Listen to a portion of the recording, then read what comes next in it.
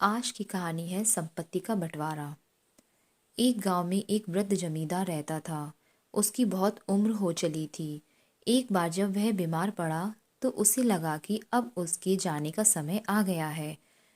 उसके 3 पुत्र थे। उसने तीनों पुत्रों को पास बुलवाया। जब तीनों पुत्र उस वृद्ध व्यक्ति के पास इकट्ठे हुए तो वह बोला, पुत्रों, लगता है मेरे जाने का समय आ गया है। मैंने तुम्हें एक बात बताने के लिए अपने पास बुलाया है। जब मैं मर जाऊं तो तुम लोग मेरे पलंग के नीचे की जमीन खोद लेना। वहां तुम तीनों के लिए कुछ है। इतना कहने के बाद वृद्ध व्यक्ति की मृत्यु हो गई। उसका अंतिम संस्कार करने के बाद तीनों पुत्रों ने उसके कहे अनुसार उसके पलंग के नीचे की जमीन की खुदाई की। खुदाई में उन्हें 3 कटोरे मिले जो एक के ऊपर एक रखे हुए थे। पहले कटोरे में मिट्टी थी, दूसरे कटोरे में सूखा हुआ गाय का गोबर और तीसरे कटोरे में तिनके रखे हुए थे। साथ ही उन्हें 10 सोने के सिक्के भी मिले।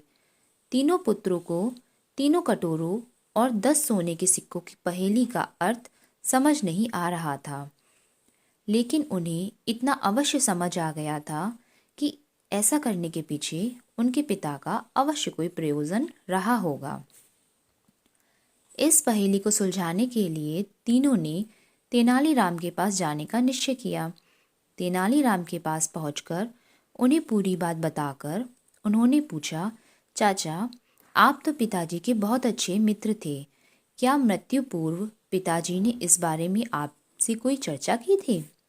नहीं तो, तेनालीराम ने उत्तर दिया, किंतु तुम्हारे पिताजी पहेलियों के बहुत शौकीन थे, इसलिए शायद वे ये पहेली बता कर गए हैं। मुझे थोड़ी देर सोचने दो, हो सकता है इस पहेली को मैं बूझ लूं। तीनों लड़के शांति से तेनालीराम के पास बैठ गए और तेनालीराम सोच में डूब गए। कुछ देर बाद तेनालीराम की आंखें खुशी से चमक उठी और वह बोला, मुझे पता चल गया है कि इस पहेली का क्या अर्थ है।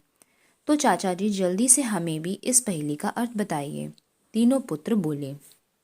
तो सुनो, तेनालीराम ने कहा, तीनों कटोरों के आकार को देखो, सबकी आकार भिन्न है। इन 3 कटोरों के मध्य में तुम्हारे पिता ने अपनी संपत्ति का बंटवारा तुम तीनों के मध्य किया है।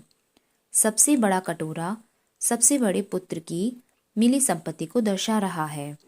उसमें मिट्टी भरी है, अर्थात तुम्हारे पिता ने सारे खेत सबसे बड़े पुत्र को दिए हैं।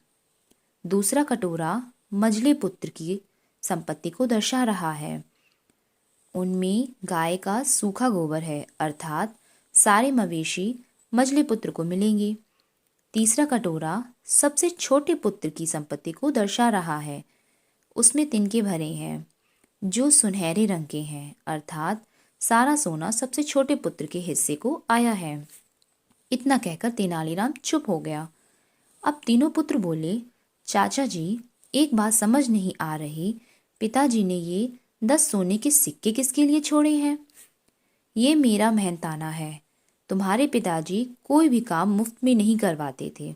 उन्हें मालूम था कि उनकी पहेली का अर्थ पूछने के लिए तुम लोग मेरे पास जरूर आओगे, इसलिए मेरा मेहनताना छोड़ गए हैं। तेनालीराम ने उत्तर दिया। तीनों पुत्रों को अपने पिता की पहेली का उत्तर मिल चुका था। उन्होंने तेनालीराम को 10 सोने के सिक्के दिए और घर लौट गए। कहानी अच्छी लगी हो तो वीडियो को लाइक कीजिएगा, चैनल को सब्सक्राइब कीजिएगा। नमस्कार।